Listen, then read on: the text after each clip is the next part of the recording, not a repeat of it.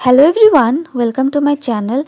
আজি মই ডিসকাস কৰিম ভাৰতৰ স্বাধীনতা আন্দোলনৰ লগত জড়িত কেইটামান important পইণ্টস। Question number 1. Who started freedom movement in India? স্বাধীনতা আন্দোলনৰ আৰম্ভণি কৰিছিল মহাত্মা গান্ধীয়ে। Question number 2. স্বাধীনতা আন্দোলনৰ আৰম্ভণি কিমান চনৰ পৰা হৈছিল আৰু ইয়াৰ আনসাৰ হৈছে 1857 চনৰ পৰা। 1857 চনত সিপাহী বিদ্ৰোহ হৈছিল। এতিয়া মই কেইটামান ইম্পৰ্টেন্ট পইণ্ট ডিসকাস কৰিম বংগ বিভাজনৰ লগত জড়িত। বংগ বিভাজন ভাৰতৰ স্বাধীনতা আন্দোলনৰ এটা অতি গুৰুত্বপূৰ্ণ অধ্যায়। ভাইসৰয় লৰ্ড নেথানিয়েল কাৰ্জনৰ শাসনকালত বংগ বিভাজন হৈছিল। ৰেগুলেটিং এক্ট 1773 খ্ৰীষ্টাব্দত ইংলেণ্ডৰ চৰকাৰে ৰেগুলেটিং এক্ট বা নিয়ন্ত্ৰণকাৰী আইন প্ৰৱৰ্তন কৰি বংগ প্ৰেসিডেন্সিৰ যিটো গভৰ্ণৰ পদ আছে সেই পদটো গভৰ্ণৰ জেনেৰেল পদলৈ উন্নীত কৰিছিল। বংগ বিভাজনৰ ক্ষেত্ৰত দুজন ইংৰাজ বিষয়া লৰ্ড কাৰ্জনক বিশেষভাৱে সহায় কৰিছিল। সেই দুজনৰ নাম হ'ল মধ্যপ্ৰদেশৰ মুখ্য আয়ুক্ত বা চিফ কমিশনাৰ এন্ড্ৰু ফ্ৰেজাৰ আৰু আনজন হৈছে অসমৰ মুখ্য আয়ুক্ত জন বেমফিল্ড ফুলাৰ। 1826 খ্ৰীষ্টাব্দৰ 24 ফেব্ৰুৱাৰী তাৰিখে ইয়াণ্ডাবু সন্ধি সাইন কৰা হৈছিল। এতিয়া কেইখনমান পত্ৰিকা লগতে কোনে সম্পাদনা কৰিছে নাম মই কৈ দিব বিচাৰো, এইখিনি মই ভাবো যে ইম্পৰ্টেন্ট।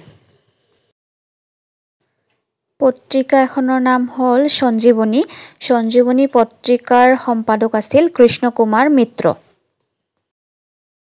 নেক্সট আৰু এখন হ'ল বেংগলীৰ সম্পাদক আছিল সুৰেন্দ্ৰনাথ বন্দ্যোপাধ্যায়। সুৰেশ চন্দ্ৰ মুখোপাধ্যায়ৰ দ্য ডন, কুমুদিনী মিত্ৰৰ মহিলা আলোচনী সুপ্ৰভাত, অৰবিন্দ ঘোষৰ বন্দে মাতৰম আদি সংবাদপত্ৰ আৰু আলোচনীত প্ৰকাশিত জাতীয়তাবাদী লেখাসমূহে স্বাধীনতা আন্দোলনৰ গতি তীব্ৰ কৰি তুলিছিল। অসম নামৰ প্ৰদেশখন 1874 খ্ৰীষ্টাব্দৰ 7 ফেব্ৰুৱাৰী তাৰিখে গঠন কৰা হৈছিল। পূৰ্ব বংগ আৰু অসম নামৰ প্ৰদেশখনৰ ৰাজধানী ঢাকাত স্থাপন কৰা হৈছিল। বংগ ভংগৰ পৰিণতিত অসমৰ ৰাজধানী শ্বিলঙৰ পৰা ঢাকালৈ স্থানান্তৰিত কৰা হৈছিল। 1911 খ্ৰীষ্টাব্দৰ 12 ডিচেম্বৰ তাৰিখে দিল্লীত অনুষ্ঠিত ৰাজ অভিষেক অনুষ্ঠানত কৰা ঘোষণা মৰ্মে বংগদেশ পুনৰ একত্ৰীকৰণ হয়। ভাৰতবৰ্ষৰ ৰাজধানী কলিকতাৰ পৰা দিল্লীলৈ স্থানান্তৰ হয়। অসম মুখ্য আয়ুক্তৰ তলতীয়া প্ৰদেশত পৰিণত হয়। অসম প্ৰদেশৰ ৰাজধানী শ্বিলঙলৈ পুনৰ স্থানান্তৰিত হয়। গোটেইকেইটা ইম্পৰ্টেন্ট পইণ্ট। এতিয়া ভাৰতীয় আন্দোলন বা কুইট ইণ্ডিয়া মুভমেণ্টৰ লগত জড়িত কেইটামান ইম্পৰ্টেন্ট পইণ্টছ ডিসকাস কৰিম। ভাৰতীয় আন্দোলন হৈছিল 1942 চনৰ 8 আগষ্ট তাৰিখে, সেইকাৰণে এই আন্দোলনক আগষ্ট বিপ্লৱ নামেৰেও জনা যায়। এই আন্দোলনৰ শ্লোগান আছিল কৰিম কিম্বা মৰিম বা ডু অৰ ডাই।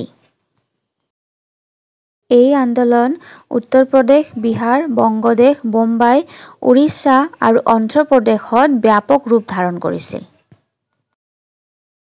ভাৰতৰ স্বাধীনতা সংগ্ৰামৰ ইতিহাসত অসহযোগ আন্দোলন এটা গুৰুত্বপূৰ্ণ অধ্যায়।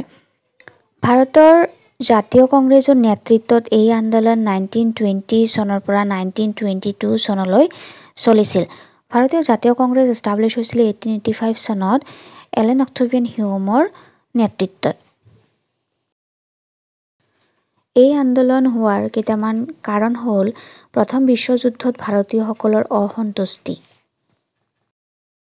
ছেকেণ্ড পইণ্ট হ'ল ৰাওলাট এক্ট 1919।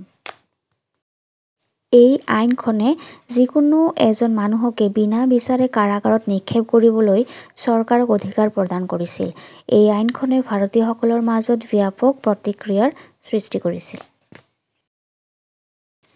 নেক্সট এটা পইণ্ট হৈছে যে ব্ৰিটিছসকলৰ দ্বাৰা ভাৰতবৰ্ষত অৰ্থনৈতিক শোষণ। 1922 চনৰ 22 ফেব্ৰুৱাৰী তাৰিখে উত্তৰ প্ৰদেশৰ গৰখপুৰ জিলাৰ চৌৰি চৌৰাত স্থানীয় পুলিচ আৰু প্ৰতিবাদকাৰীৰ মাজত হিংসাত্মক সংঘৰ্ষ সংঘটিত হৈছিল। এই সংঘৰ্ষত 3জন প্ৰতিবাদকাৰী পুলিচৰ গুলীত নিহত হোৱাত জনতাই পুলিচ থানাত অগ্নিসংযোগ কৰি 22জন পুলিচক হত্যা কৰিছিল। সেইখিনি সময়ত গান্ধী মৰ্মাহত হোৱাৰ লগতে এই আন্দোলনে অহিংসা নীতি যে পৰিহাৰ কৰিছে তাক বাৰুকৈ উপলব্ধি কৰিছিল। সেইকাৰণে 1922 চনৰ 12 ফেব্ৰুৱাৰী তাৰিখে অসহযোগ আন্দোলনৰ অন্ত পৰে। আইন অমান্য আন্দোলনৰ আৰম্ভণি হৈছিল 1930 চনৰ পৰা। আইন অমান্য আন্দোলন 1930 চনত গান্ধীৰ লোণ সত্যাগ্ৰহৰ জৰিয়তে আৰম্ভ হৈছিল, যাক দাণ্ডী যাত্ৰা বুলি জনা যায়। 1930 চনৰ 12 মাৰ্চত এই যাত্ৰাৰ আৰম্ভণি হৈছিল। সেইদিনা গান্ধী আৰু তেওঁৰ অনুগামীসকলে আহমেদাবাদৰ সবৰমতী আশ্ৰমৰ পৰা ভাৰতৰ পশ্চিম উপকূলত থকা দাণ্ডী নামৰ গাঁওখনলৈ যাত্ৰা কৰিছিল। একেৰাহে 25 দিন যাত্ৰা কৰি প্ৰায় 385 কিলোমিটাৰ অতিক্ৰম কৰাৰ পিছত তেওঁলোকে 1930 চনৰ 6 এপ্ৰিল তাৰিখে দাণ্ডীত উপস্থিত হৈছিল। এইখিনি গোটেইখিনি ইম্পৰ্টেণ্ট পইণ্ট। লগতে মনত ৰাখিব, খান আব্দুল গফুৰ খানক সীমান্ত গান্ধী নামেৰেও জনা যায়। এইটো কুৱেশ্যন বহুতবাৰ বহুত কম্পিটিটিভ এক্সামত সোধে। লগতে মনত ৰাখিব এটা ইম্পৰ্টেণ্ট পইণ্ট, 1929 চনৰ লাহোৰৰ কংগ্ৰেছ অধিৱেশনত পূৰ্ণ স্বৰাজ বা সম্পূৰ্ণ স্বাধীনতা কংগ্ৰেছৰ মূল লক্ষ্য হিচাপে বিবেচিত হয় আৰু 1930 চনৰ 26 জানুৱাৰীত সমগ্ৰ ভাৰততে পূৰ্ণ স্বৰাজ দিৱস হিচাপে পালন কৰা হয়। এটা ইম্পৰ্টেণ্ট কুৱেশ্যন সোধে, সেইটো হ'ল যে গান্ধী আৰৱিন্দ চুক্তি কেতিয়া হৈছিল, আৰু ইয়াৰ এনচাৰ হ'ব 1931 চনৰ 5 মাৰ্চ তাৰিখে। সম্পূৰ্ণ ভিডিঅ'টো চোৱাৰ বাবে ধন্যবাদ জ্ঞাপন কৰিলোঁ।